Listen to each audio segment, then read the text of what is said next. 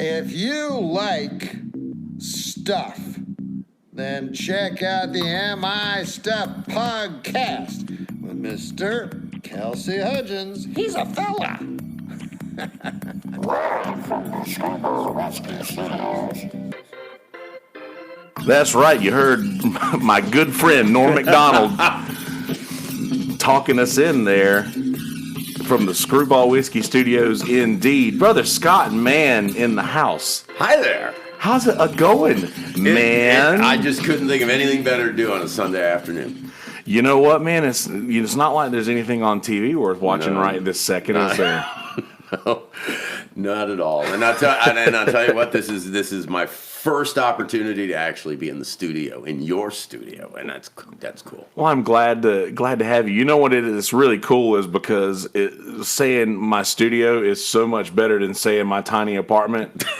I'm telling you, to me, I'm looking at it right in front of me on the screen, and it looks bigger on the screen. Yeah. But you call it what you want. I think it's cool. No, man, I'm serious though. I love this little place. If I ever have the opportunity to build my own house, I will build a wing in it that is this size and probably exactly like this, and I will never leave that little part. Recreate this room. I will. I'll recreate this entire setup. So, yeah. How's it going, man? It's going. That's good. There's a lot of merrily we roll along. And you mentioned the Screwball Whiskey Studios. I finally got to try some Screwball whiskey. Congratulations to you. I tried it up there at our Irie Sun Reggae Festival. Nice. And that's good. It's dangerous good. It's very dangerous, but it's very good. And Creco, great job, brother. Yeah, good stuff. That's right, Carrie. You did good, buddy. You did good, man. Stuff. It still blows my mind that like he is part of this thing because I just never saw him as the type of person to be involved with anything like this. What amazes me is I look back over the years that I've been in this area, and I think about the people who've become my family, my friends, my closest people, and the things that they do and have done and accomplished just blow my mind. Right. I mean, right down into myself. It never occurred to me that I'd have anything to do with making a music festival. I just thought it was pretty cool that every once in a while I could go to one. Yeah.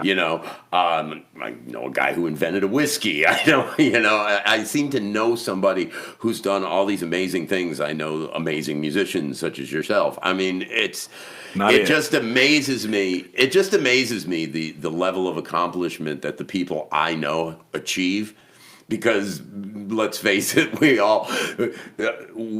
society looks, I guess, at people that kind of look like you and me and go, yeah, I get it. Yeah, they're not going to accomplish anything. I bet he's really, really good at sitting on the couch. Yeah. Which, don't get me wrong, in the world of people sitting on couches, I'm there. I'm at the top of that list. What did we do about 2 movies back to back? 3-4 hours on the couch yesterday. That was a pretty solid couch sitting session in my house. That is pretty solid couch sitting session. 2 good movies. By the way, we may or may not have someone sitting close off the side of the camera that we might be looking back and forth at for those watching.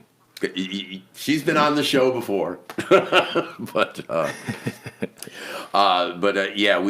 the way, movie recommendations yesterday. Okay. And Blinded by the Light. So yesterday and Blinded by the Light. Have you heard of these two? I have not heard of Blinded by the Light.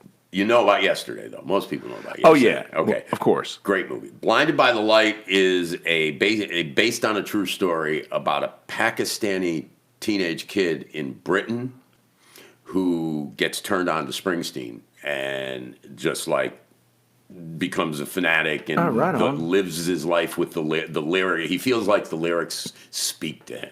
Oh, that's pretty neat. Yeah, it's a really good So the 2 very similar movies. Yeah, well, are they? Only that they're both based around music of classic rock royalty. Okay. But other than that, it's yesterday is based around what happened if the power went out and 12 seconds later it came back on and there was no Beatles. And one guy remembered all the songs, and he just happened to be a musician. Just so you know, if that were to ever happen, I'm the one that would happen to. I'm that Beatles fan that would wake up with the power of knowing all the Beatles songs. And it's a great movie. It really is. But no, the other one is more finding inspiration in the songs, finding similarities. You know, Springsteen writing the hardships of growing up in the mean streets of Jersey. Right. And it turns out when this kid, it takes place in the 80s. And this kid's going through the same kind of life in Britain with his Pakistani family whose father can't find a job and the whole thing. And so it's... That's interesting. Yeah, it's a good movie. I'll seek that out. I'm sure it's on Prime. It's out there somewhere. So, have you ever seen The Music Never Stopped? The Music Never Stopped. It's about the Dead Yes, song. Yes. Well, not about. Well, that was the one with the father, yes, and the son with the Grateful Dead shows, right. and then he had autism, war, PTSD. I think. Right. Okay, and the music is what helped. Yeah, I saw that. He would just sit there quiet, and then nobody would he wouldn't say anything until he was prompted with questions about music, and he would just go on and talk about Grateful Dead, 1970. You know, just throwing out the every stat from every band ever. That's beautiful. Like you and me with a head injury, right? You know, right. Do you know who this person is? No. Do you know who Jerry Garcia is? Well, come on, man. Yeah, right. I mean, so how do you feel about the things going on in the world that the news is talking about? Zip. So, how do you feel about this, John Mayer playing with the Dead? Well, I mean, he's a great guitar player. I mean, he sings well, too, but it's just so strange when you hear him singing Jerry's part. And the poor kid could play a lot faster if Bobby'd stop slowing everybody down. I've heard you say that a lot, and I've went back and I've listened to a lot. Does it seem like Bobby is doing exactly what Jerry did at the end?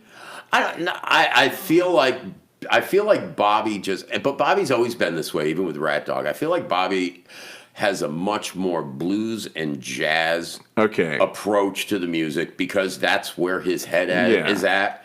And it's yours, dude. You can do whatever you want with it. Far be it for me to say anything, but as for me and mine, we came to dance. Right. And Shakedown Street's supposed to be when Shakedown Street came out, the Grateful Dead got criticized for putting out a disco record in the late 70s. Yeah. And now you go and all you want to do is dance. And to me, Shakedown Street is supposed to be a danceable disco type song. And you go there and it's so slow. It's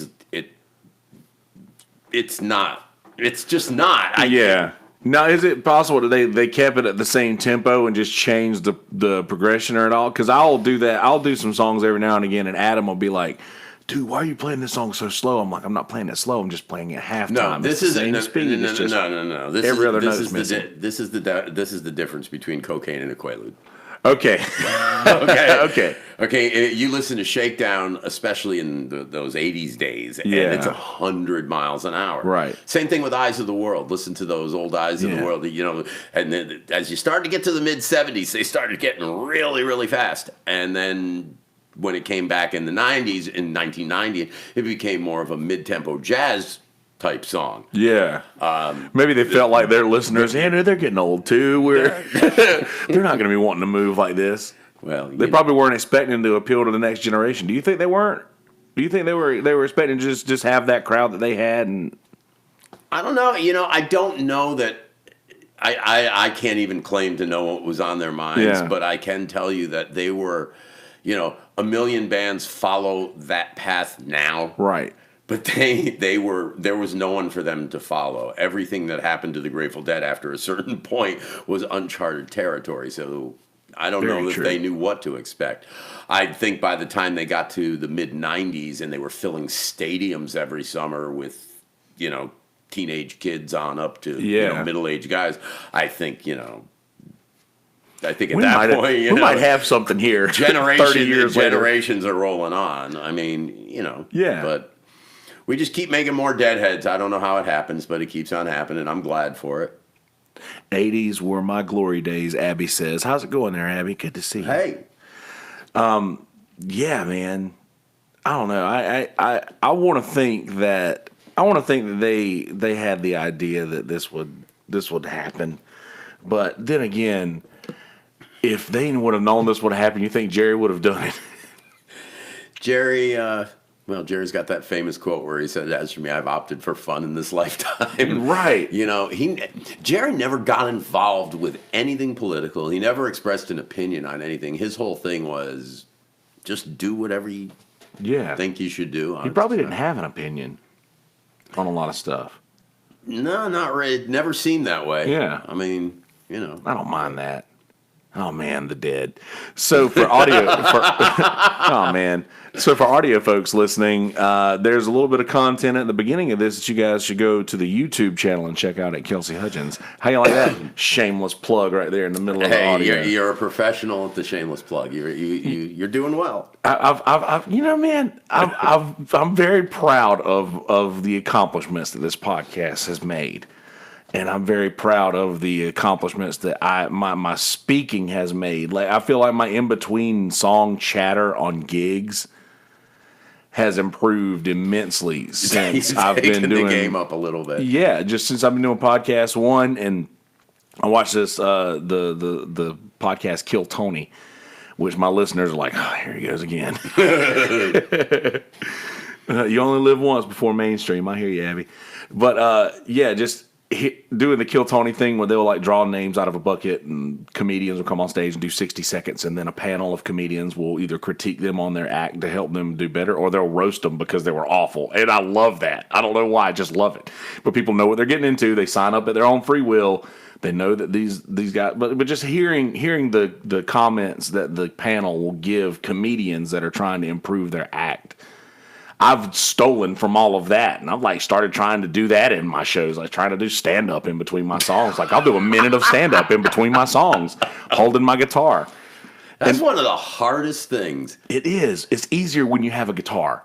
Well, you know, they always say that I did a little bit. I did some emceeing up at the Comedy Cabana a number of years back, but what comedians would tell me is, you know, musicians get up and, if nothing else, they have their songs. Right. And if they don't have their own songs, they can play somebody else's song. Exactly. But a comedian gets up there and all he's got is that mic stand. And that's it. And, that's right. And you're there, you might as well be naked, and you better be funny. That's the thing, man. There is nothing louder than silence in a comedy club. That is a fact. I tell you what. But see, I've noticed that I will do that in a room. Like I'll get up there and I'll say something that I'm like, dude, this is gonna kill. I did it the other night. I had this.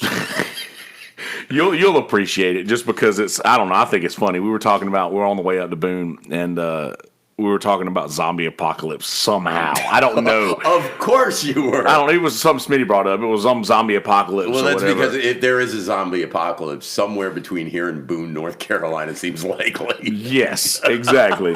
But Smitty was like, man, I'm going to get all this ammunition. I'm going to get all these rifles. I'm going to get all these pistols and everything. And I was like, just my immediate thought, my gut thought was, man, I think if there's a zombie apocalypse, I'm probably only going to need one bullet. Oh, man. I know it's awful. That is dark. But it's hilarious.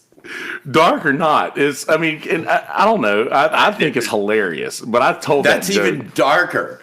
I know. I know. But then I thought about it. I was like, dude, if it's a zombie apocalypse and you know that's just a way of life where you're just going to have to live you're going to have to murder all these people that used to be humans and used to be people. I mean, is that really the life you want? And I went to like trying to talk them into it. And I was like, yeah, I guess I'm just demented. But I did tell that joke twice at gigs and I got one laugh each time. And I said, just so you know, you're my people. Yeah, when you do joke twice and you only get one laugh per doing of the joke, that one goes into the circular file. I mean, but I love those things because that's what my good buddy Norm Macdonald does. Zombie apocalypse. Smitty's listening. Oh, great! But seriously, I thought it was hilarious. And I mean, listen, just so you know, nobody laughed harder than him and Adam in the van when I said that. Is he nearby? Tell him to come on by. Going to live on an island. I'm going to live on an island. Here's the thing. I never watched Walking Dead, one, because I felt like it was a dumb show, and two, because why not just go to the water? Why not just go commandeer a cruise ship and just Lead them all into the water? Just sit out. What are they going to swim to you? They're going to figure that out? Well, and then climb up a boat? Yeah. Is that the next part? Well, see, this is why I gave up on The Walking Dead. We watched, oh, God, it had to be, 7 or 8 seasons? I'll tell you what, and if you've never watched The Walking Dead, here comes spoiler alert, okay? So, spoiler alert. But when they killed off Glenn, that was it for me. Because, I remember him. That was it, because I got to the point where it was like, okay, I understand the premise here, and I understand why I enjoyed it for as many seasons as I did. The gore and all that shit didn't bother me after a while. I mean, it didn't bother me all that long. It's beside the point. But what I found is, and for some people this is fine, for me it's not, there's never going to be a happy ending. Oh, yeah. Okay? Right. Things never get any better. And frankly,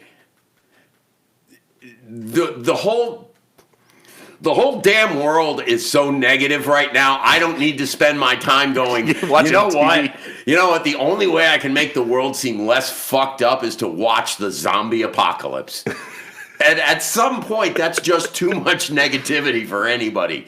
You know what I mean? Of course. We get and it's been a few years now, but it got to a point at that time where I was just like, both Lynn and I were just like, you know what? It's just it's one less negative thing that we're putting into our brains right now because things are weird. Yeah, I'm in the same boat, man. I watched that show until they were looking for that little girl for like a season and a half or something like that, and I was like, yeah, she's a zombie. And the girl that I was watching it with was like, no, she's not. They're going to find her. And it's like, I was like, she's a zombie. And I was like, the zombie apocalypse has happened. She is a 7-year-old girl wandering around the forest. She's going to fight off the entire world of zombies on her own. She's a zombie. And then I see the episode where they go into that barn and see the little girl in there. And she's a zombie. And she starts walking towards them. And then the episode ends. And I was like, see that? Did you see what I saw just now? Am I all right? Yeah. So I was like, and I know what the response. I don't think we should see each other anymore, Kelsey. Yeah, well, something like that. Something like that. But you know what? I got her back because I got her hooked on Lost.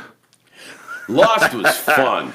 Lost was fun. For 4 or 5 seasons, it was. We watched the whole thing. I did too. And you know what? I loved it. I have the box. And this is how I'm dating myself here, but I remember this happening with the final episode of MASH, too, which is my favorite all-time TV show. There was no way that they could end that show that would have worked for everyone. And no matter how they ended it, people were going to be pissed. Right. When I saw the end of Lost, I was just like, okay. Well, of course. Yeah. They're dead. Duh. I mean, there was no other way it could end. Yeah. I don't know, man. I really like that. I wanted it to tie that supernatural to the real world. I wanted it to not just be imagination. I mean, the funny thing is so much involved. There was so much involved with Lost that just never turned out to be a damn thing. The smoke monster? Nothing. Nothing.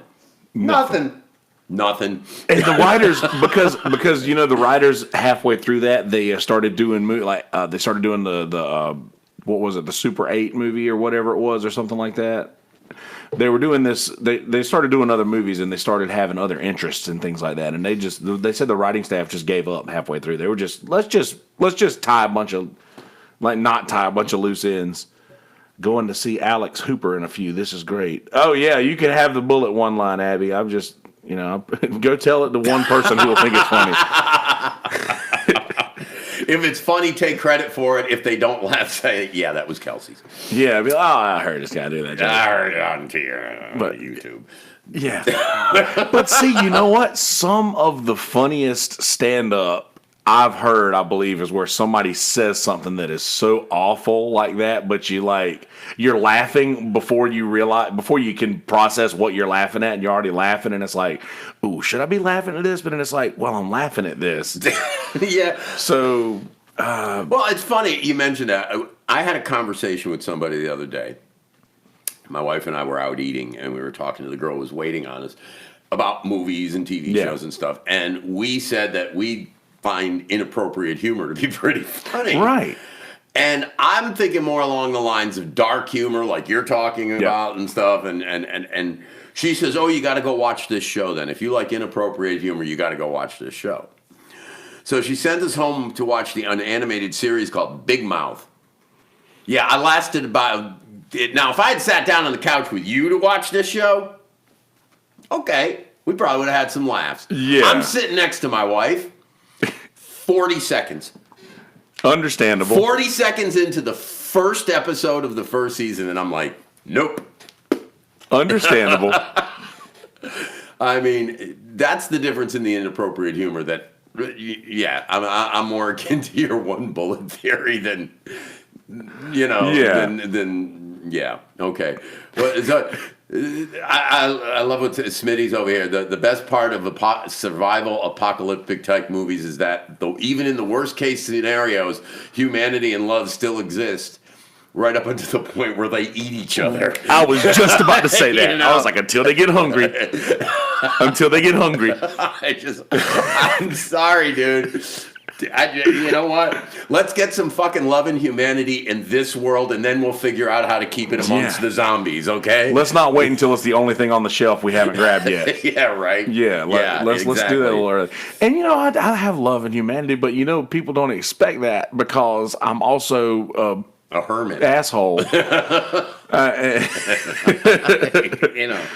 which I was somewhat called out for the other day on Facebook because I complained about this guy who walked up to me at a gig and put his phone up to my ear. Hey man, here this song you can. I know you guys do this really well. After I've already told him like 3 times that I don't know this song, man. I just don't. I know the band. I know the band you're talking about. I don't know the song by them, and I know a pretty good bit of their catalog, so I know this is a super deep cut. So I know that not many people here would know it either. But 2, I'm working, man.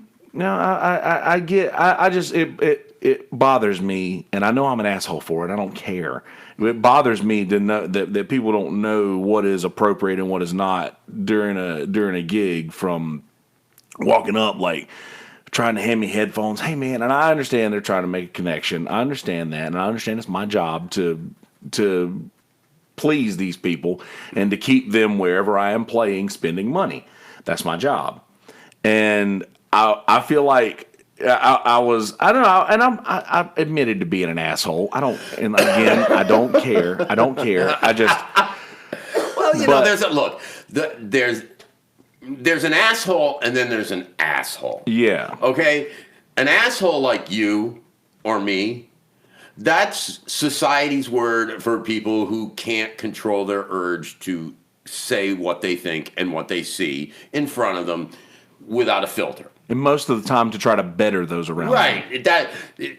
At the end of the day, that our version of asshole is somebody who doesn't know better than to shut the fuck up. Right. But then there's an asshole, and that's somebody that deliberately uses their powers to make other people feel like shit in some way.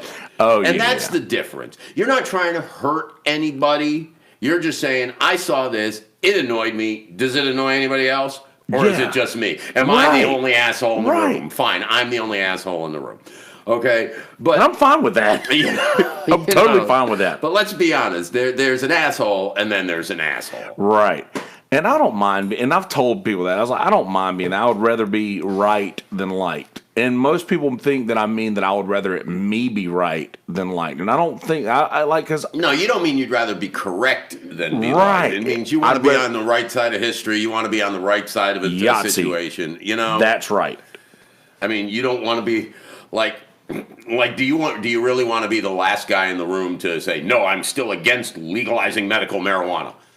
Yeah, nobody wants to be that guy, but there is that guy. Right. So, I mean, no. There is that guy. You'd rather be the guy that says, no, I'm on the correct side of this. Yes. You know what I'm saying? Like, it's not that I personally am correct. I just... No, I want to be... Right. I want to be on the right side. Like, there's some people who think that, we've got a climate problem in this world. Like, all these people over here, Yeah. and then there's a couple people over here who think we don't. Okay? Yes. At the end of the day, if I'm going to choose a side on that one, it seems to me that where the majority of science sits is probably correct, and I'd rather be on that side of it because, as I saw somebody say the other day, if I get it wrong and there was no climate crisis, we have an unreasonably clean planet. Right. And if you get it, and if you, as the person who doesn't believe in climate change, if you, as the person, gets it wrong, The consequences are we're completely bad. screwed. So I volunteer to be wrong. Same here, man. I'm with you on that. I volunteer to be wrong, to be on the wrong side of this. If it's not true and it was all a mistake, you know what? Just like when we have company, at least the house is clean. I didn't want to clean up, at 8:30 at night because somebody was stopping by. But you know what? At least the house is clean.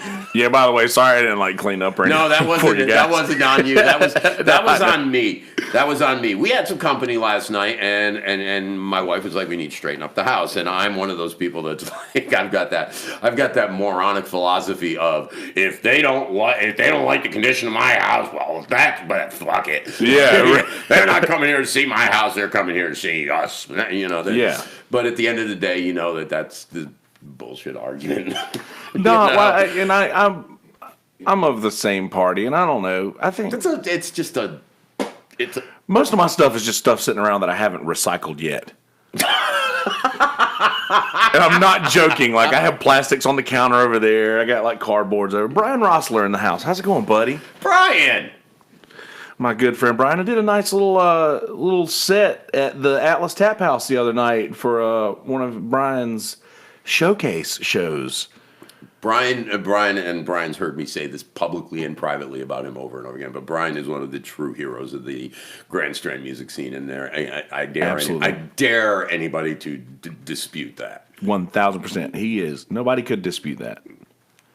You're the best, Brian. You are. We love you. We love you, Brian. We love you, Brian.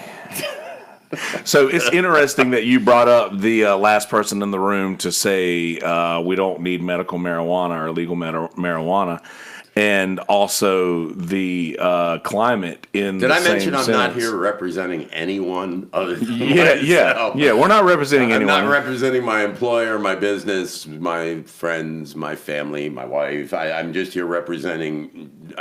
I'm Exactly. just here bullshitting with my friend Kelsey.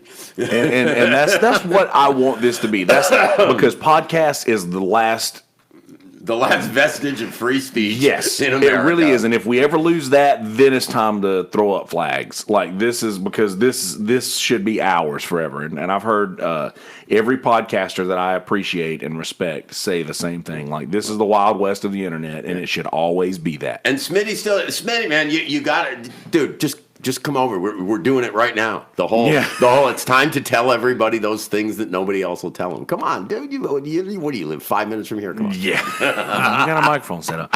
But seriously though, I read this article about waste, legal marijuana versus illegal marijuana. Okay. And the legal marijuana, I didn't even think about this until I read this article, causes so much creation of so much more plastic because of the bottles that it comes in rather you're than talking the about bags. see you confused me. You said legal versus illegal, and where it's legal, it's all legal. Places, but you're talking flower, plant matter versus vaping cartridges and things like that. Well, I'm talking about the vessels in which they come in. Literally the plastic bottles that you get it from a dispensary. It's in a plastic bottle, like a medicine bottle. And the amount of waste, I saw a picture that showed a shitload of plastic bottles and then just a little stack of Ziploc bags. I guess it's because I still live in a state where it's not legal. Right. So there's no product for me to look at, because marijuana in all forms for any reason in the state of South Carolina is still illegal. Yeah. Let's put that out there. But that being said, if you go to Colorado, which this is all hearsay, I haven't been to a legal state, but you go to there's packaging, which bags is now being exchanged in printed matter and plastic and non-recyclable stuff, and yeah. Surely there's got to be a place for those bottles to be recycled. One would think, right? You would think. I mean, within the community, within that, you should there should be hey, can I bring the same bottle back and it just but I mean, as well as I do, like any other business in the world, there's going to be the sustainable, environmentally responsible, certified organic guys over here, right. And then there's going to be the ones that are going to make a shit ton of it all at once over here and put it out there in the best possible way to maximize their profit margin. 1,000%. And then there's going to be about a million other guys in between. So, I mean, that's just part of the whole thing of that the country's in this giant transition, because now all of a sudden these are things we never had to consider before. Yeah, that's true. We have this new business that's creating all these new opportunities and all these new possible issues, and how far do you let it go and in what direction? And right. These are all things that I think part of the reason legalization's moving slowly is because even after how many years in Colorado, people are still like, well, we're still watching how this is developing. I mean, the liquor business has been around for centuries. And they're making so much money, they're giving it back to the people, and you're still watching? Yeah, well, come on. That's why they're still watching. But look, it'll happen. It'll happen at the federal level, and then all the dominoes will fall, and that'll be that. But there's all kinds of, it's just like, there doesn't seem to be a cut and dry way to do anything. Hybrid cars were supposed to be a very good thing for the environment until somebody brought up and said, yeah, but with all those batteries, what do we do with them when they're spent? Because there's chemicals and all kinds of crap in them. And producing them. And if everybody converts to a hybrid, then we've got more of these batteries. Yeah, it's almost like you have to choose the lesser of two evils. And then you go to an electric car. Well, what's up, Mornon? That's a whole different discussion. You know what I'm saying? It's like, my wife and I were talking and just watching the news and talking yesterday morning, as we tend to do on the weekends. And it's like, the problem in the world seems to be the desire. Everybody wants, we all want an easy answer to everything. Yeah. We want, is it A or is it B? Is it black, is it white? But the problem is most of the answers to most of the questions are somewhere in that gray area. Right. And there are certain people that don't see that gray area. And that is where your fringe people come from on either side of any discussion. I like to live in the gray area, I think. It's reality. Yeah. That's the thing is that people think that yes, me said he just woke up. I'm surprised, dude, Scott woke me up. Yeah. I texted, and then it was like 2:15, and then we had set up for 3 o'clock, and I'm like, dude, seriously, I don't even know where you live. So I called him, And I was like, hey, man. He's like, yeah, we're still good for today. I was like, yeah, give me a minute to spruce up a little bit, and I had to jump up just like, because we got home, we left Boone last night at like right a little bit before 11, and I drove back to my car in Bennettsville, my hometown, and then then we switched everything over, and I drove back home, and Smitty drove Adam and him back here. But I was listening to it on an audiobook, and they were like sleeping. So I'm just riding through the dark in the woods by myself, listening to snoring, like just driving down, like this is awesome. Because I love that feeling, like I love that genuine fear, like that's a great book. And I haven't seen the remake of the movie. I haven't seen the sequel. I haven't seen the new version of it. I've only seen the TV version with Tim Curry, and for me, perfect. It was good. But even that being said, the book was better than all of it. Oh, for sure. And a well done audiobook of that. Yeah, dude, it's cool, man. Because the guy that does it, he's pretty good. Now the language in the book is just because I'm living in 2019, some of the language in the book is tough for me. There's so many slurs that I'm just not used to hearing. Yeah, things have changed. And As at the often. end, and as things tend to do, and at the end of the day, we're better for it. But it does. You look back at. You ever look back at what you thought was okay, Yeah. and realize that, man, that was not okay. Like Cheers? In the episode where Sam and Diane are just slapping each other? That would not fly today. And that was just a few years ago, it seems. It wasn't that long ago. No, lots of things have. Yeah, things have changed. That's very true, Brian. Yes. Yeah, and you didn't miss much more. No, we're just rambling about We life are. and things. But see, I said this the other day, where a lot of folks that I talk to about podcasts, that are really into podcasts, they'll be like, "Yeah, I gave your podcast a listen, man. It's like," and they're like, "Man, you don't even like, you don't have no structure or anything. You just talk about whatever you think about, and you don't really." And I was like, yeah, but that's how conversations go. That's how the brain works. Like, if people wanted a podcast that had like everything, like portions and things that are set up like Like what I do. I mean, you know me. I'm from radio, so everything has that kind of structure and everything else. But when it comes to especially like morning shows, yes, the best moments of any morning show, certainly TNA show, but any morning show, the best moments of any show is when the people doing the show forget that they're doing a show. Yeah. And just talk the way they normally would. That's when it becomes engrossing, because it's like, you're listening in on somebody's conversation. Yeah, something you shouldn't hear. Kinda. You feel like you're listening to something you shouldn't hear. Howard does that. He's the king of that, right? That's why everybody loved Howard. At the time.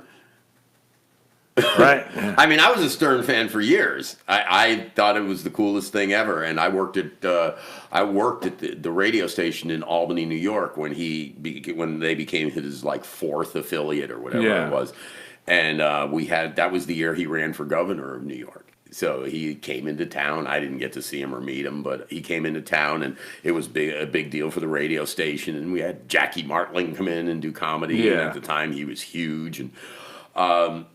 But at the end of the day, after a while, it just became repetitive to me. Every actress he had in there, he asked if she had a lesbian experience.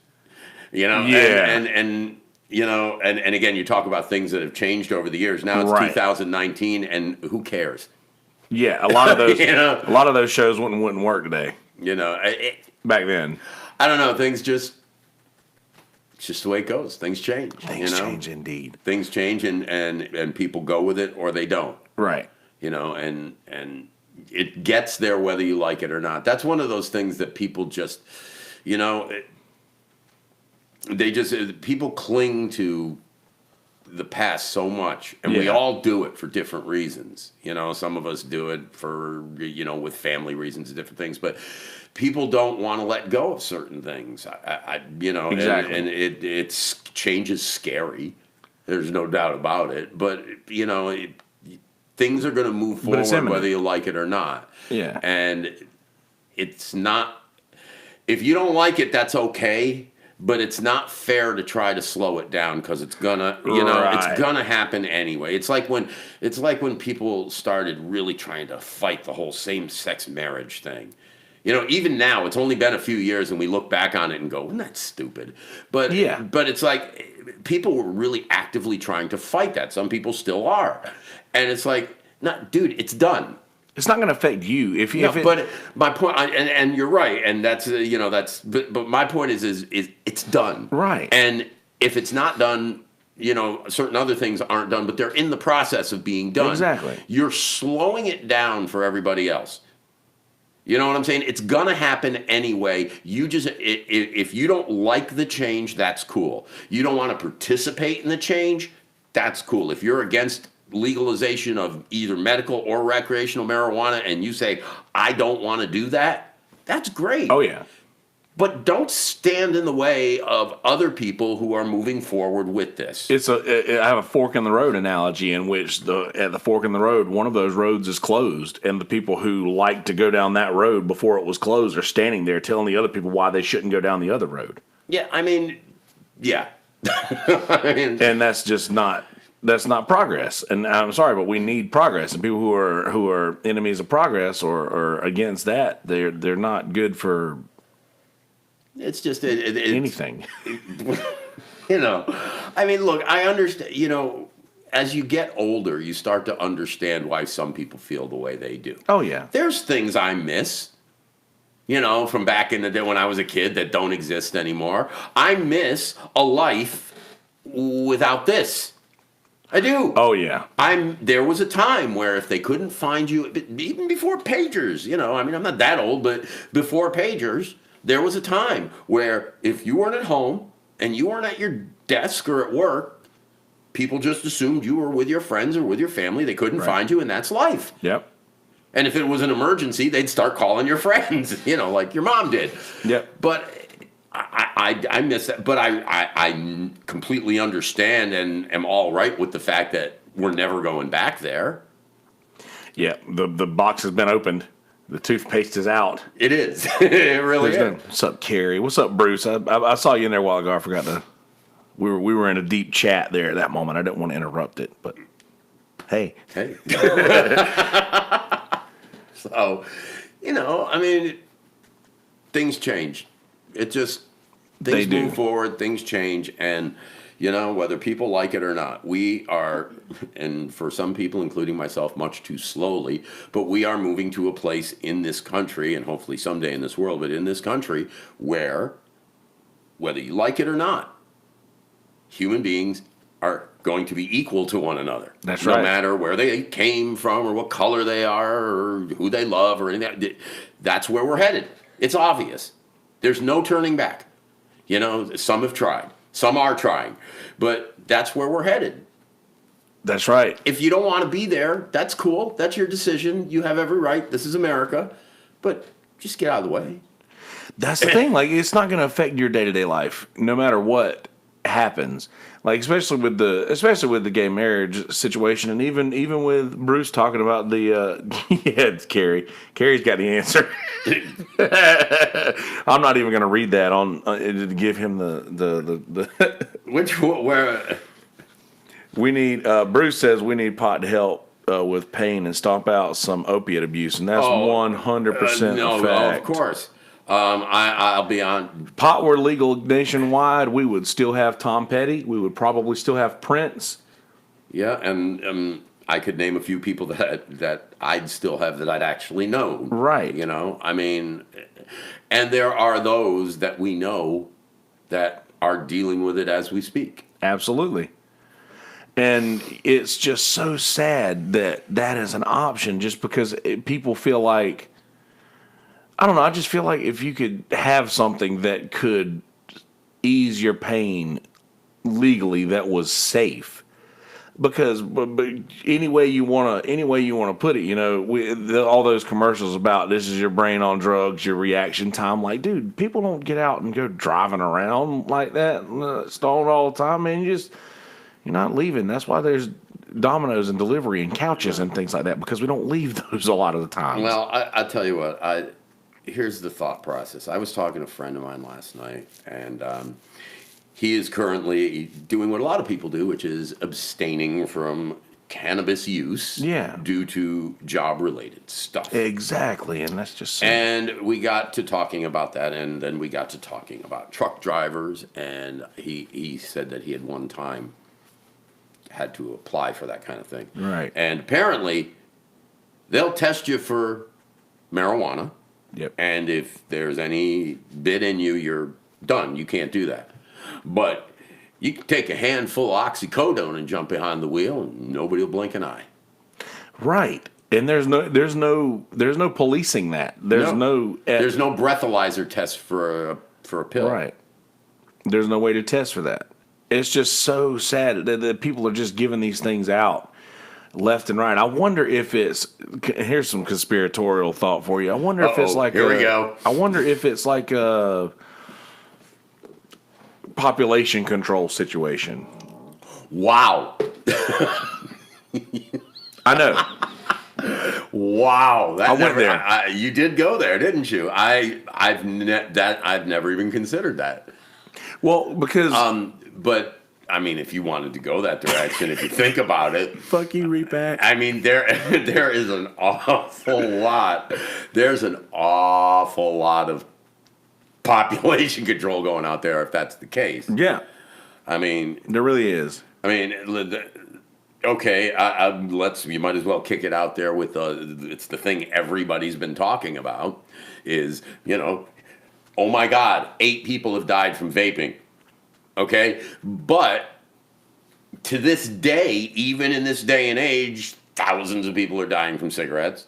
We hope they don't come after butter. Yeah, but I mean, but I'm not looking at it from the inevitable discussion point of the libertarian point of view. I'm more looking at it from the point of view of we are so concerned about the safety of this one thing, but in the grand scheme of things, this little thing happened. Yes. And over here, we have as the memes have been saying, but we have the thousands of people who die from smoking and the thousands of people who die from alcohol. Right. And then the big one is the shootings thing. And it's like, okay, no matter what happens in this country, everybody screams about the gun and the mass shooting situation. Yeah. But I don't want to get into it, but at the end of the day, nothing's getting done. Right. So it's okay that nothing's getting done about that. Regardless of where you stand on it, it's no problem that nothing's getting done about that, but those fucking vapes got to go. Right. And you start to wonder, when you talk about it on this level, it sounds as ridiculous as it looks. Yep. You start to wonder, how can they not know that that's ridiculous? Well, of course they know it's ridiculous. And then if you want to get conspiratorial about it, which I'll leave to you, but if you want to get conspiratorial about it, well, it's distraction and what else is going steps on? How many steps is it from that to population control? I mean, I think they were doing it to try to keep people from storming Area 51. Does anybody know how many people actually showed up? No, and I don't even care. I had somebody. I kept seeing pictures on social media, and then somebody would say, "That's not real." So I don't know how many people actually went. I had somebody on my podcast over the last couple of months that kept sending me messages, man, like, if you want to go live in this group that I've added you to about the thing. And I was like, man, I just, to be perfectly honest, I don't know enough about the situation nor really care enough about the situation to like produce content on it. Like, I don't know. I don't care. I'm looking at, if you're loved by someone, you're never rejected. Decide what to be and go be it. That's an Avett Brothers song. Okay. I did not know that. And your life is not changed by the man that's elected. If you're loved by someone, you're never rejected. Decide what to be and go be it. There it is. And Smitty said the same time. Look at that. See, this is where I get back. I don't sing. I'm not a musician. I can't do any of that stuff. Singing is like, everybody says I don't sing, but it's just any other muscle that you have that can be exercised. Is like, it's just talking differently. That's all it is. Yes, but the thing that happens is when I talk differently, people cringe and run and complain, and it's unpleasant for everyone. Yeah, and Carrie, I don't know if that's the case, but Carrie's like, yeah, and the minorities are to blame, and a lot of people feel that way, and that's unfortunate. I know he's just being. Oh, he's being facetious. Yeah, of course he is. Totally, but look. What up, Cam? Hey, Cam. That was a dream, and one day I could see it. Yep, that's the next line of the song. Scotty for president 2020. I know you ain't talking about me.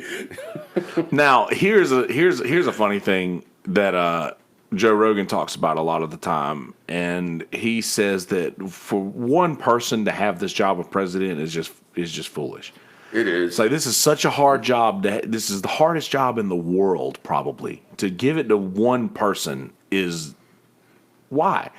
He's like, to think that there's one person who is running, who's got his finger on the button for the free world, is a foolish thought. Like, why have just one? Why have just one person? And then you only have two to choose from. When it comes time, and whether no matter how many are on the ballot, you could sit here and dissect the system. The system definitely is not ideal. Not at all. I don't know. I think that in any form of government, you have to have somebody to break the tie. Sure. You know what I mean? But I don't know. Clearly, we've got a system that's based on something important, but clearly we're not using it right. Somebody forgot. I was going to crack a joke about somebody somebody losing the instruction booklet, but inevitably, and it'll be Smitty that'll come back and say the instruction booklet is the U.S. Constitution. It's right there. Yeah, and it is. But at the end of the day, our government is supposed to take whatever anybody's talking about and run it through the filter of that document and see if it works. But nobody can even agree on that. Yeah. And nobody can even agree on whether or not the things in that document should have a expiration date or a renewal date based on the obsolescence of it. I mean, it takes literally an act of Congress to be able to amend the Constitution or change it in any way, and people are incredibly reluctant to do that. Yeah, indeed. But they did it when it came to slavery, and they did it when it came to booze, and they did it when it came to allowing women to vote, and that's about it. I mean, it hasn't been changed that many times. And I know I've quoted Rogan again, but he says the same thing. He's like, if you were to bring Thomas Jefferson back right now, he would say, you guys didn't write any new shit? Yeah. Like, I wrote this thing with a feather, dude. Yeah, exactly. I mean, so there is an instruction booklet, but there's no instruction booklet for the instruction booklet. Yeah, I mean, I don't know. There isn't right. You're right about that, but I don't know. There actually kind of is, and I think that this is it. The Declaration, I think, shows you like what kind of person you. I don't know. It sort of gives you a way of an understanding that the Constitution can always do. Have you ever seen that movie With Honors? Don't think so. It came out in the early 90s, maybe late 80s. It had Brendan Fraser, Joe Pesci. Joe Pesci played a homeless guy who lived on Harvard campus. I may have seen that. And it sounds vaguely familiar. He goes into the pit cannon, the man on campus at Harvard, the big professor or whatever. What up, Steve? He goes and talking about what is the genius of the Constitution, and he picks out the homeless guy who Brendan Fraser has brought into the class who is actually a very eloquent, smart guy. And the professor is like, okay, so you seek monetary gain or whatever for doing nothing, and throws money up so the homeless guy can take it, Joe Pesci. And he says, you asked a question about what is the genius of the Constitution. He says, the genius of the Constitution is that it can always be changed. He said the people who wrote the Constitution were smart men, but they knew that they weren't the smartest men, so that they left the loophole to correct themselves if ever anything they wrote was wrong. And the genius of that is that it can always be changed. And he's like talking about the president isn't an elected king. The president is a puppet to the people. The president is no better than me. He says the president he cannot do anything without Congress. And he says there is nothing that he can. He's like the president. Basically, I'm paraphrasing what he said. Well, no, but I get the gist of what you're saying. But unfortunately, we all know, and we're not talking about any specific president, right? And I am unwilling to get into that argument. Oh, for sure. Same here. But at the end of the day, we all know presidents have found ways to do things without Congress, right? And everything's all screwed up. That's all we know. Nobody's happy. That's all we know.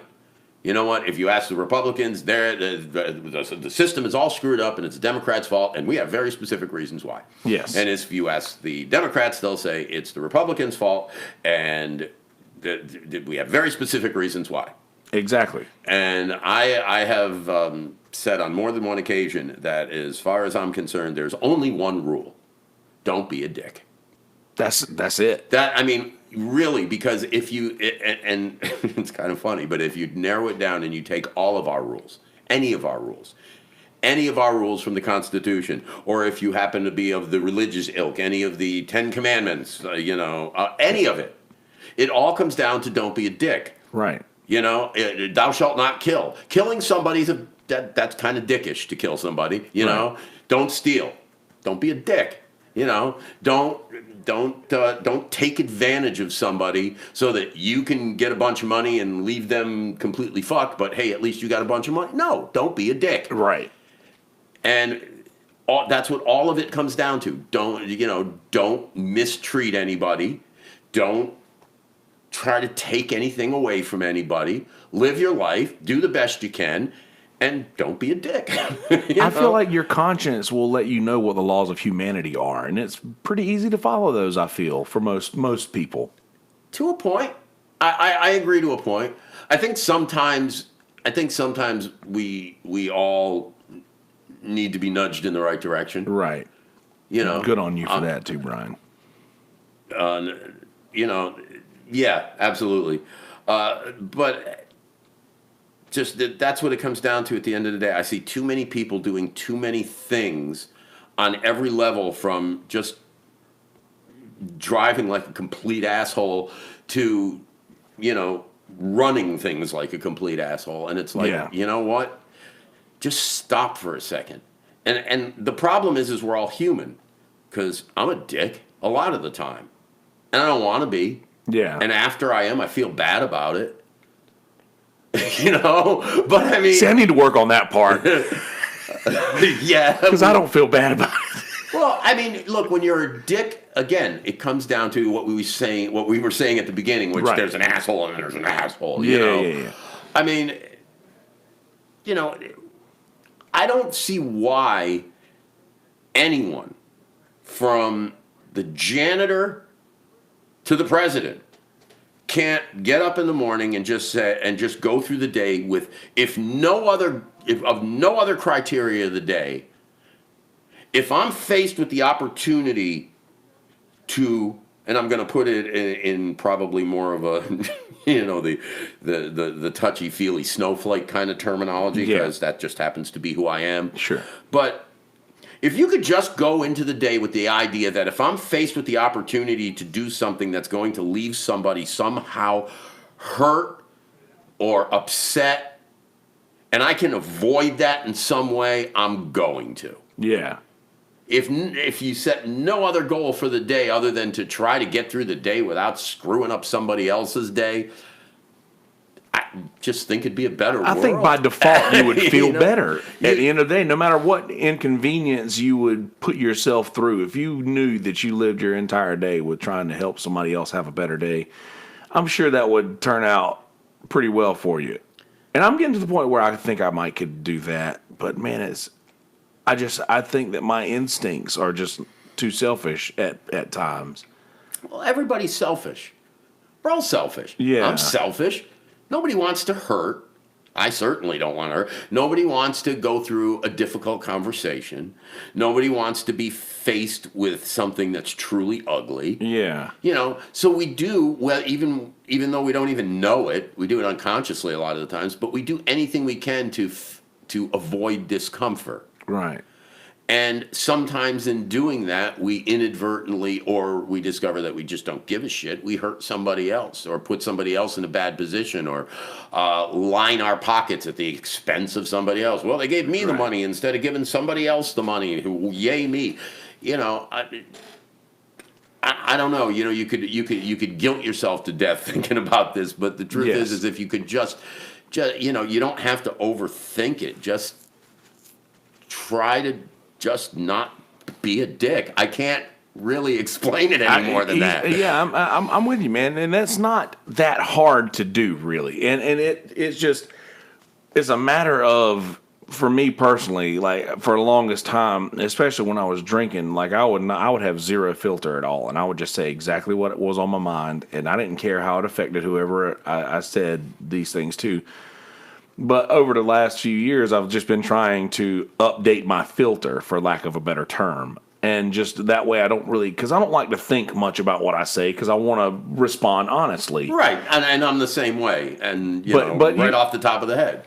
Right, and I think you may have gone through the same thing. Is it just you try to update your filter, which means you make your outlook to where you don't have to think about what you're going to say. You just know that it's coming from a place in which you'd be satisfied with your intentions at that time of what you said, like what you said means, whether how people accept it or not. You know what you meant, and you know that comes from a good place. Right. I think. I mean, it's hard for a lot of people, like we were saying earlier. Change is tough for a lot of people. I mean, at the end of the day, if you can just get up in the morning, as I said, but let me put it a slightly different way. The world is going where it's going. Everybody is human, and everybody deserves to be treated like an equal human. And at the end of the day, if you can just get up in the morning, and I don't care where you stand, because, there are plenty of people, actual people that I know, not statistical people, that when I first met them, they thought a certain way. They were bigoted in some way. They were racist in some way. They were homophobic, whatever it was. And then several years went by, and guess what? Their outlook on things, because of their experiences of the past few years, have changed their outlook on things. Right. Well, you know what? Now that I know certain people, and now I know certain things, and I understand things a different way. People don't stand up on behind a podium and tell the world their progress in their thought. Right. It's like, no, the way that that these problems seem to get solved is you plant a seed in somebody, and they wake up one morning and ask themselves an honest question, and maybe they say, you know what, I'm just going to look. Right. And if you can just get up in the morning and say, no matter who I encounter today, no matter who I talk to today, I'm going to treat every person that I talk to today, regardless of who they are, I'm going to base how I treat them on how they treat me. You base everything on how they treat you, like how you treat them on how they treat you? Like mutual respect garners respect. Right. Kindness garners kindness. And at worst, if somebody treats you like shit, you just wish them the best and move on. That's a hard, right. And it seems really, really simple. And coming out of my mouth, it sounds really, really simple. But the truth of the matter is it's incredibly difficult, because every minute of your day is colored by the previous minute. Now that's true. That's actually a really good line. Every minute of your day is colored by the previous minute. Huh. That's good. I like that. I don't know where the hell that came from. I apologize for That's good. I did not. If I stole that from somebody, I apologize to them. I don't know. It just popped into my head.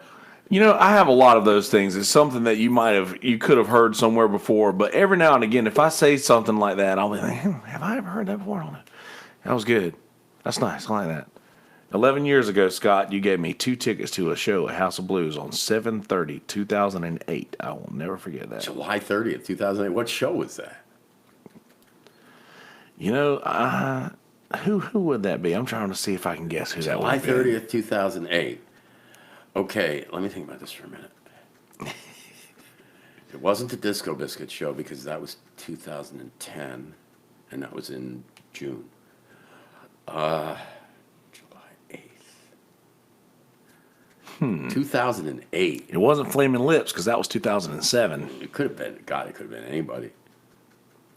Could have been Government Mule and Yonder Mountain String Band. It could have been Humphreys. It could have been, Could have been Panic. It could have been Panic. That sounds exhausting. But no, it's easy to. And I'm that person. And I've told, and Smitty's that person too. Is sometimes you become a mirror, and I've said that to him, and I'm the same way too. And because I noticed the same things, like you will treat somebody else exactly how they treat you sometimes. And I do, but I'm the same way. I will treat somebody exactly how they treat me sometimes. There's a few people in my life who can just get away with murder, there are. Like me. Well, no. Yeah. I think all of us, anybody in the circle that we are in, can just there's no wrong that can be done within us. Yeah. But there are other people. There are other people. Like if it's somebody who I don't really know well, or somebody who I'm meeting for the first time, I feel like I treat them how they want to be treated for the most part. But then if I get to a point to where they seem like the kind of person who doesn't care how anybody else feels about how they act around them, then I will give that back to them. We all adjust to our situation. Yeah, especially I'll those give that of, back to them. Especially those of Humphreys McGee was the opener. Oh, it was Sound Tribe. Ha! Well done. Did I go to that show? No, he said Panic. It wasn't Panic. It was Sound Tribe and Humphreys. No, I remember Smitty that said show. Panic. I remember that show. Yes. I I remember go to the that show? existence of that show. But yeah, that was a good show. I don't know if I went to that one. That might have been. Oh no, I know I didn't go to that one because. There's the specific reason why I know I didn't go to that one. I can't air out right now. Okay, well there But you go. I know I didn't go to that one.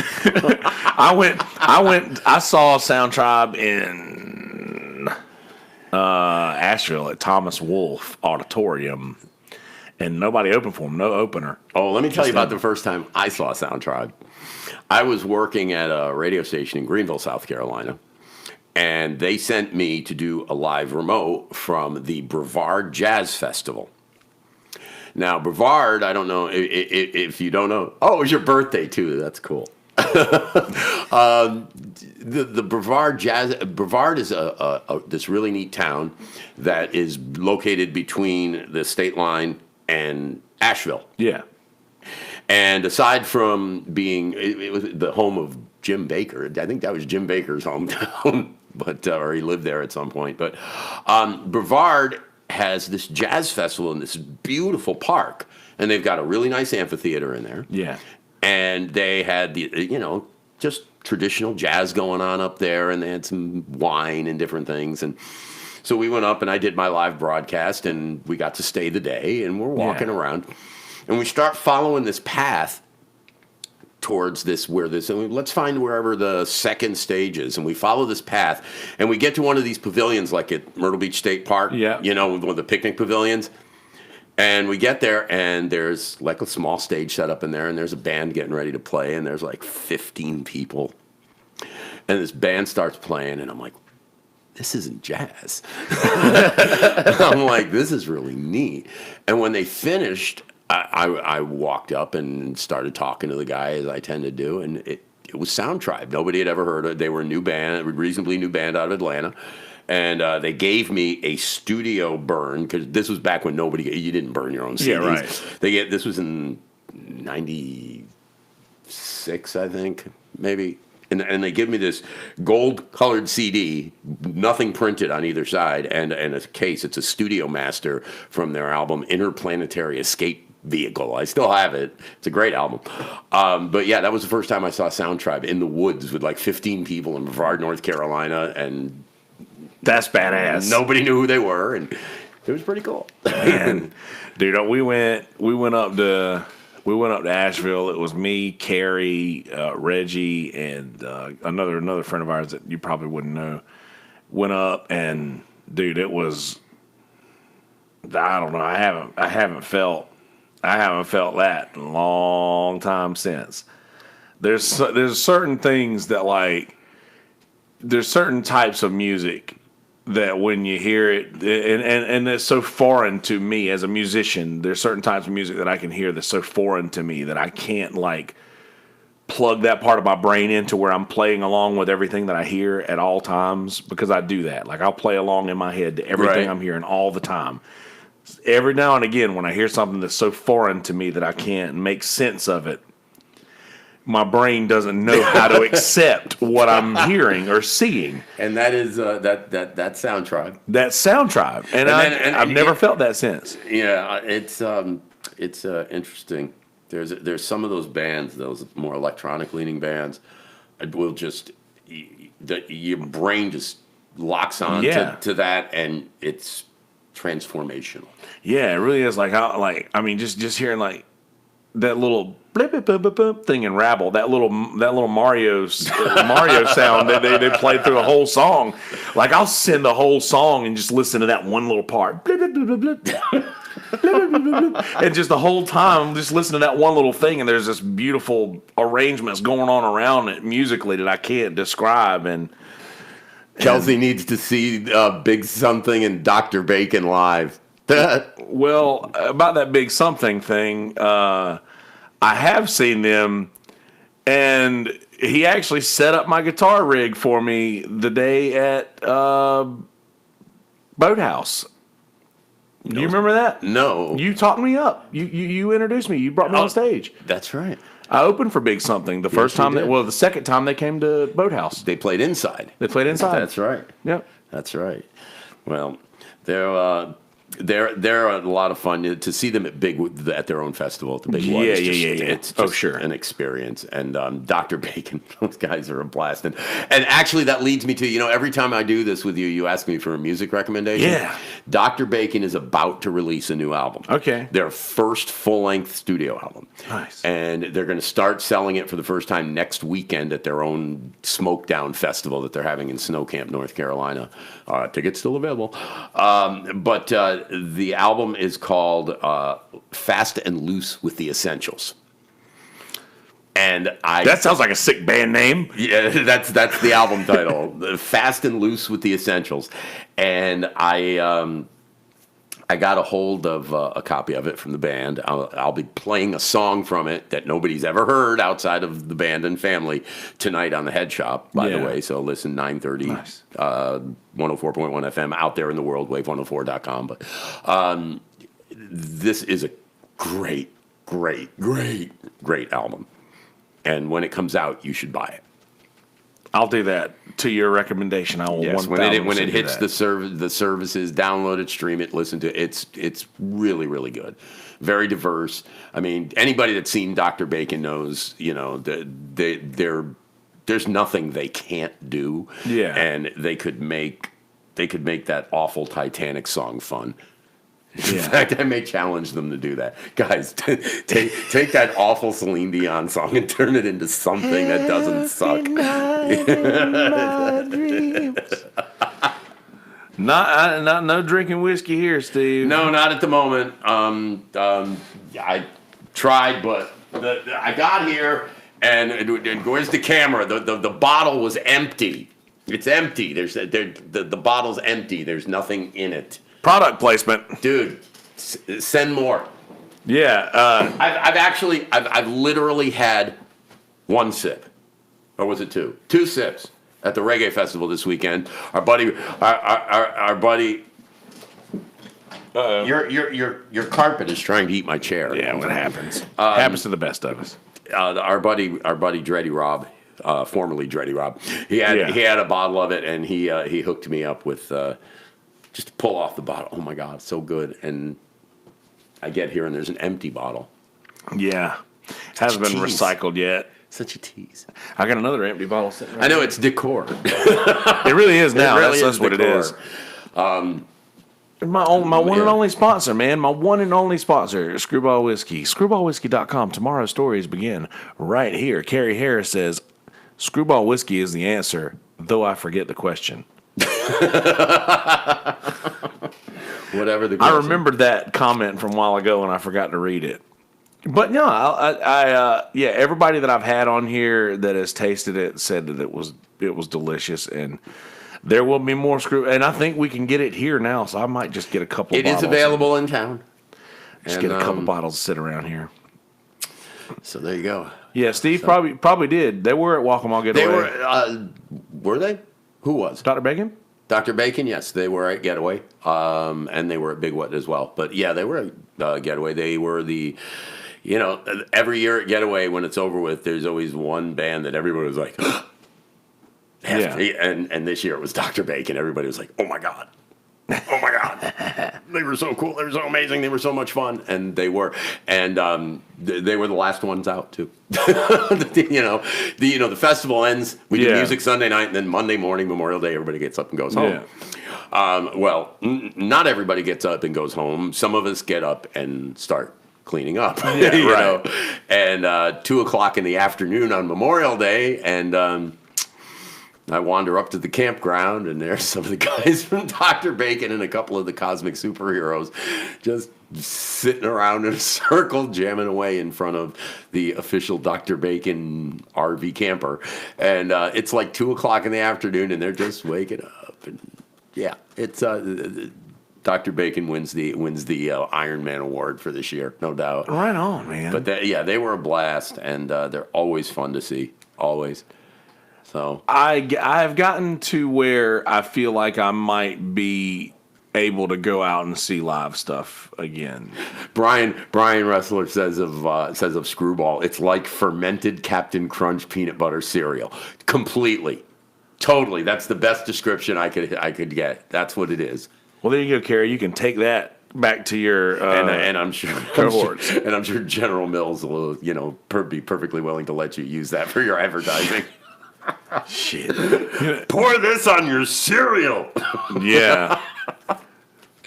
See, I don't know. There's certain cereals that I stopped getting because they have this, like a pesticide in the ingredients.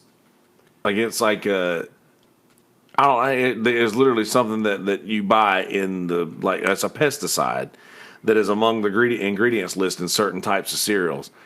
And I don't know. I think it's like a preservative. Like they use it as a preservative and stuff like that. But I don't know that the things that they are able to use in preservation of stuff like that falls under the same like scrutiny as other ingredients.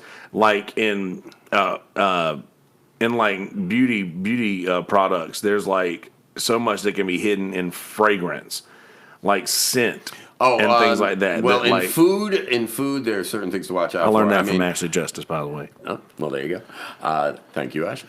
I am, I'm notorious for being, kind of a health food nut. Yeah. But I'm not terribly as good to myself as I used to be, and I need to get back to that. And I say that all the time. But we do pretty well. And most of the food we buy for our home is organic. And, we try to do as well as we can. There are certain things, though, and my wife is the research queen, and she has read on all this stuff and taught me as best she can, considering, this. But good job, Lynn. But there are things like the terms you'll find in food are like natural flavorings. That's where they hide shit. Natural flavorings. Right. And other natural flavors.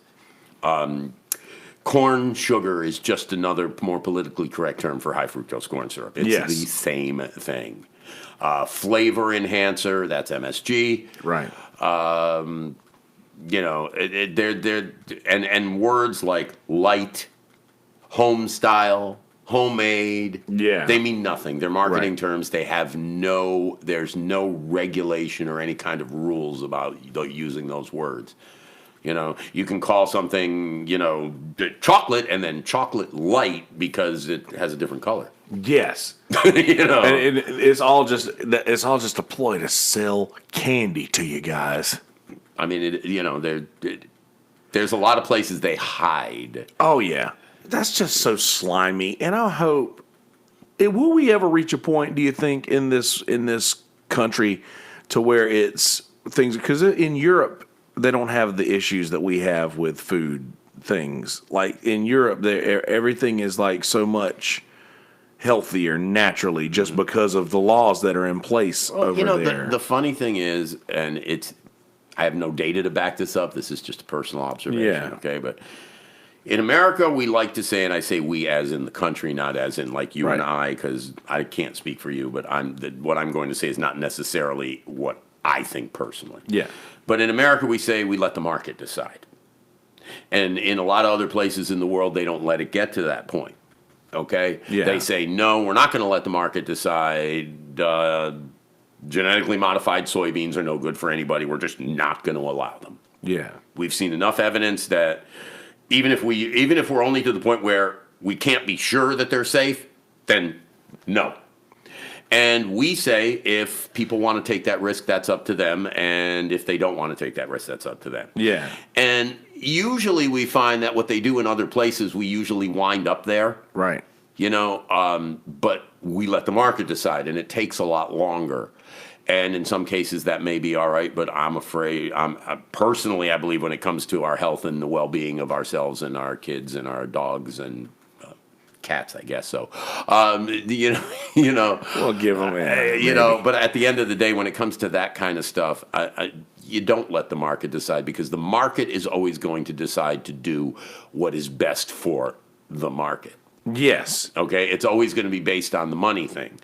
And at some point, which is, I imagine, why we supposedly have a government that's supposed to have some sort of balance to it, is because when somebody says, well, I want to let the market decide because rich, there's supposed to be somebody else who's supposed to be, of equal but opposite, interests, power, I guess, or whatever, that says, but wait, health. And then everybody else in the middle is supposed to go, money, health, how do we make this work? Yeah. And nobody seems all that interested in the process of how do we make this work anymore. Now, here's the funny thing is, I wonder if ever the laws in this country do change according to what can be put in foods. Is everybody just going to complain, oh, this doesn't taste as good as it used to, or this isn't the same as it used to be, because that's what we'll do. Well, it's not, though. Yeah. But I mean, you say that, but the funny thing is the only time you say ever, this isn't what it used to be, it's usually because they did one of those things that they shouldn't have done that we're trying to, that people are trying to stop. Okay? People love to drink Mexican Coca-Cola because it tastes like it used to taste, because Coca-Cola off the American shelf doesn't taste like it used to taste, because it's made with high fructose corn syrup instead of sugar. Yes. But the Mexican stuff is still made with sugar, because in Mexico, like other countries, they don't use high fructose corn syrup, because people there seems to be some research leading to the idea that it might not be good for you. But that's where we're at. I say we try to use organic food, Right. There was a time where there was no such thing as organic food, because it was just that. Because it was just food. Yeah. Everything was organic. Exactly. So, I mean, what can you do? What can you do? I mean, it's the age-old conflict of profit versus people. I hate that too, man. I hate that it's gotten to the point to where people care more about lining their pockets than they do the health of the people who are lining their pockets. But here's a question. On some level, don't you think it always has been that way and probably always will be? Yes. Of course, I do. And I don't know. Every now and again, I'll have this foolish thought that maybe one day things won't be like they are. And I have to believe that someday things won't be like they are, because things aren't like they were. Now there's some deduction for you. Things aren't like they were. Things have improved.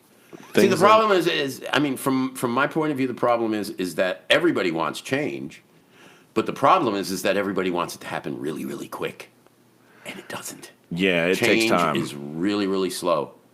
Okay, if by we were talking about marriage equality earlier. That's a big change, and it happened, and it's normal now. It's part of the world. It is. It's part of the world, like it or not. It's normal. There are some people that think no marriage should be legal, but I like you so much. I want to bring the government into this. Yeah, right. But let's be honest. By all rights, that should have happened a long time ago. Yeah. But it didn't, because change is slow. It is, man. I'm hoping that it's getting a little quicker, just because I think more people are looking at it now.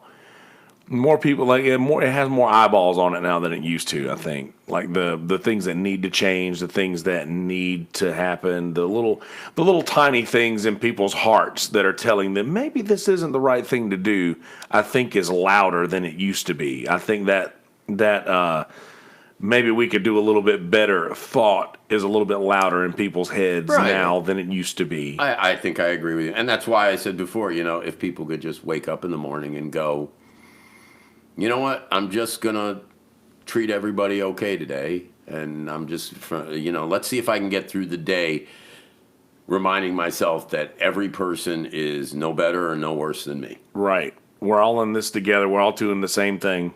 I even said that about bugs. Adam will kill a bug or something like that. I'm like, man, he's just trying to do what we're trying to do. He's just trying to live his life and get along with the next level. Yeah, but that doesn't work with spiders and mosquitoes. I know, but I'll let them go.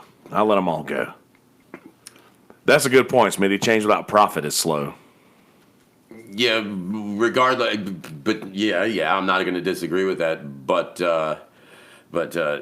regardless of why change is slow, it's still slow. Oh yeah. But again, if we could just maybe just set that goal for ourselves, just get up in the morning and say, you know what, nobody's any better than me, nobody's any worse than me.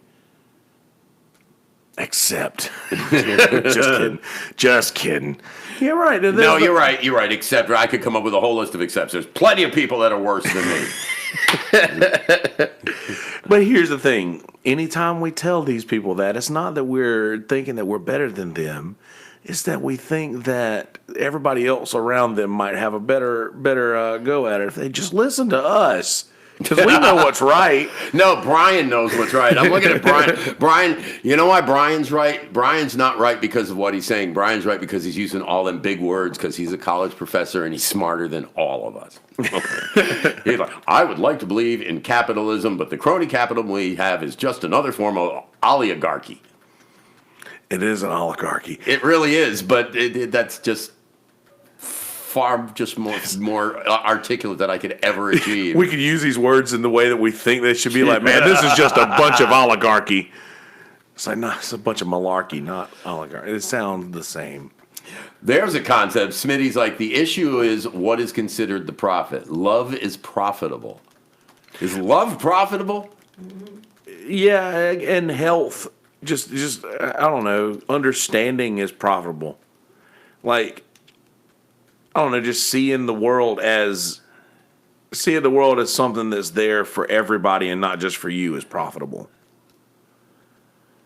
And I think, like, and I don't say not just for you. I mean, like, just not just for me, not just for everybody else involved. I mean, just.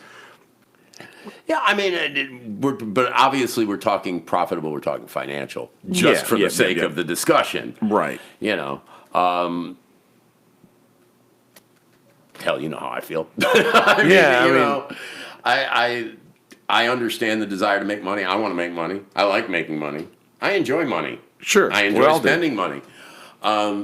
But I think, I mean, and this is where true capitalistic people look at me and say, you're a bad American. But I don't think everything should be a profit margin. I don't think people's health should be something that you can profit from. Right. I think that if it's something people need to survive, this idea, of, okay, you need this medication to live, but you have to pay for it and you can't pay for it. So, sorry. Maybe you should ask for help. I mean, that's just, it doesn't make a whole lot of sense to me. I saw this meme the other day that said,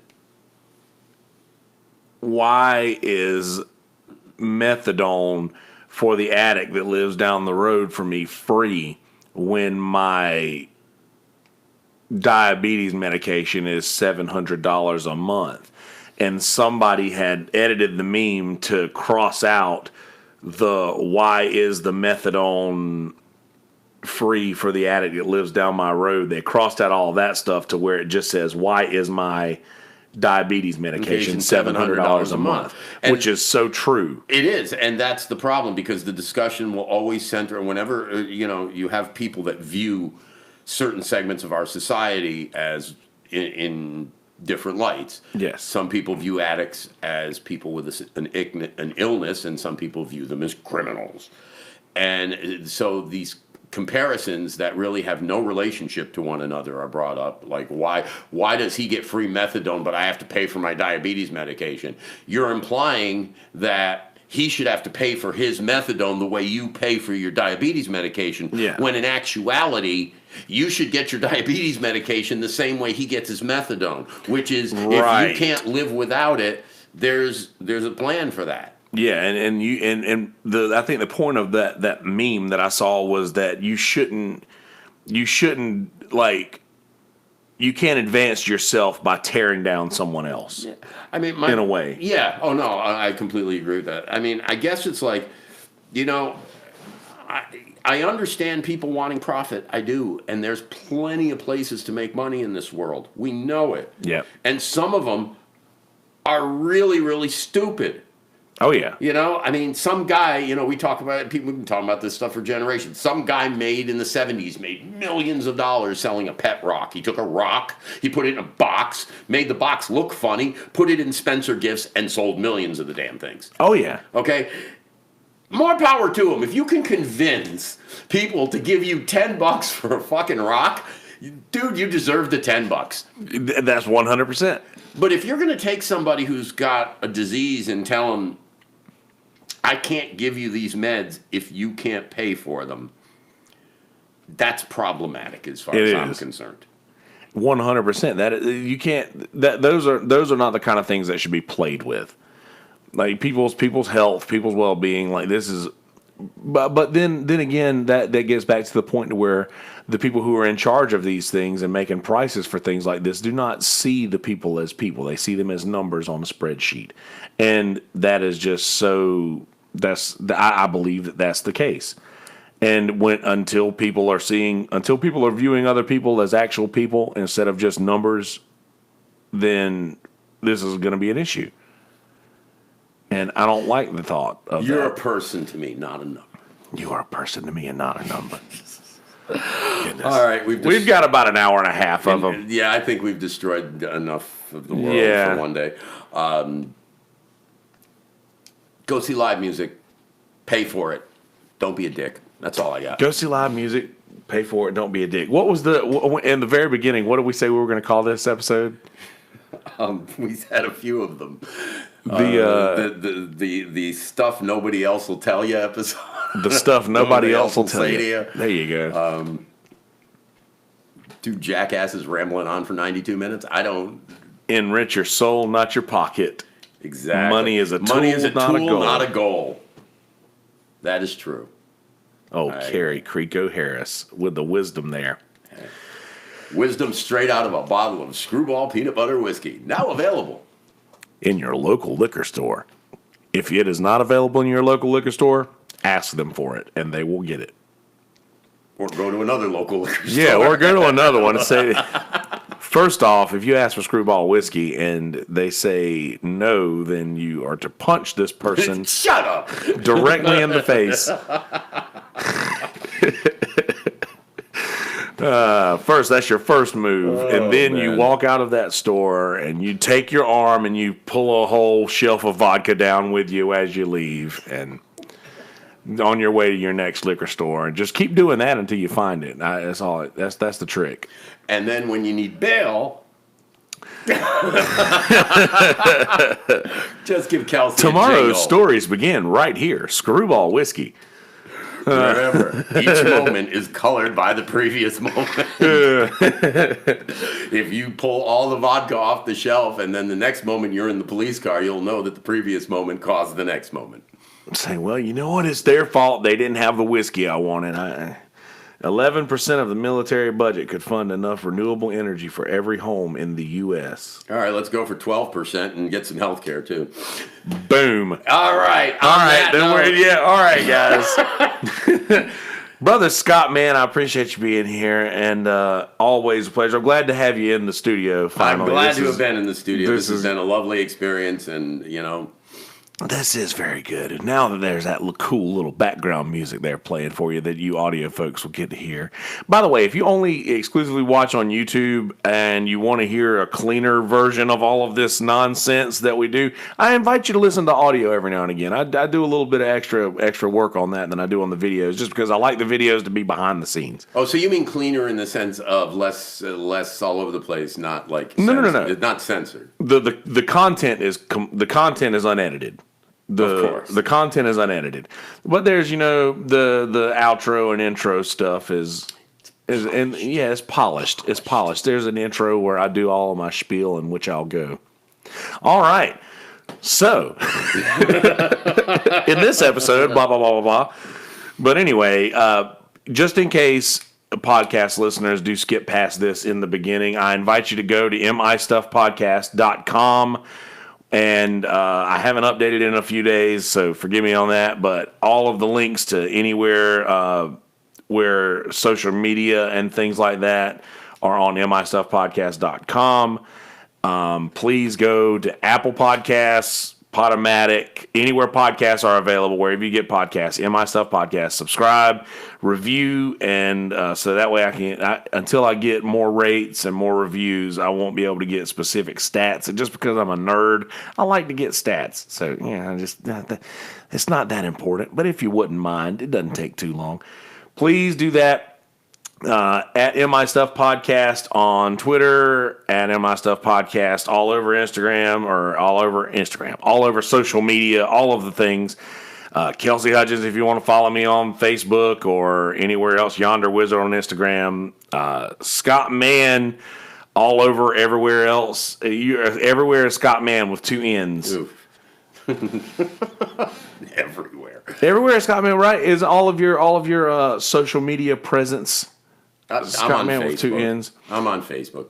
And there you go, on Facebook. I've got an Instagram account. I accidentally created an Instagram account once by clicking a button on Facebook, and now I have all these followers on Instagram, and I've never posted anything ever. Dude, you are what everybody on Instagram wants. The guy who has zero content that has all the followers. Just you know what? Share me. Yeah. If you see something on Facebook and you think it should be on Instagram, put it there. I don't know how. And I just don't care. Don't worry, I'm actually trying to reduce my Facebook usage. Oh, yeah. It's just... I want to use it because I want everybody to know where all the live music is. If you follow me on Facebook, you will be informed of things you probably should know, and every once in a while I'll say something to hopefully make you feel good or laugh. Otherwise, there's just nothing else there. I'm just done. I don't even comment on people's shit anymore. It's like it's not worth it. It's just I just can't do it. I'll do it every now and again if I want to poke fun at somebody, but I just like to do that if I want to just poke the bear a little bit every now and again. Well, you know what I do? It's like when somebody I really, give a shit about talks about something on Facebook and I have something to say, I'll private message the comment to them. Yeah. Because I don't care what your friends think. Right. I'm just talking to you. That's right. That's fine. And I limit myself on my Facebook. I'll do it like in the morning and at night. Usually in the middle of the day, I don't do a lot of. I'm doing my other things. You're sleeping. Well, no, not really, man.